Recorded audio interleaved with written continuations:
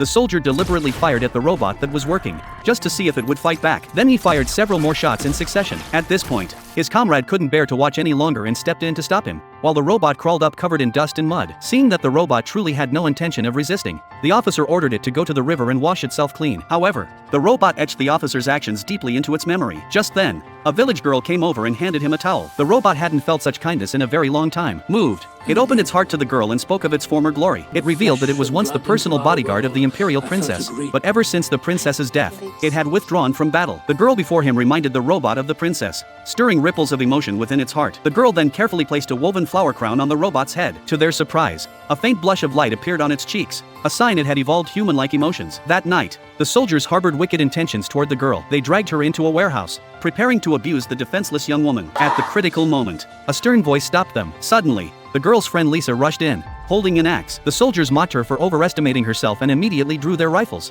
demanding she surrender her weapon. But the moment Lisa handed over her axe, she swiftly pushed up the enemy's rifle, seized the axe back, and drove it into his body. Though small in stature, she unleashed incredible strength, quickly cutting down all the soldiers. Only the officer was left, holding the girl hostage. As the standoff dragged on, the robot suddenly stormed into the warehouse. This gave the officer newfound confidence, convinced the robot would obey his every order. He commanded the robot to pick up a gun from the ground and shoot the girl, but the robot froze in place, as if caught in a whirlwind of calculations. Despite the officer's repeated urging, the robot turned its gun and shot the officer instead. It turned out that it had been calculating the bullet's trajectory all along. For the first time, the robot had disobeyed an order then. In panic, it fled the scene,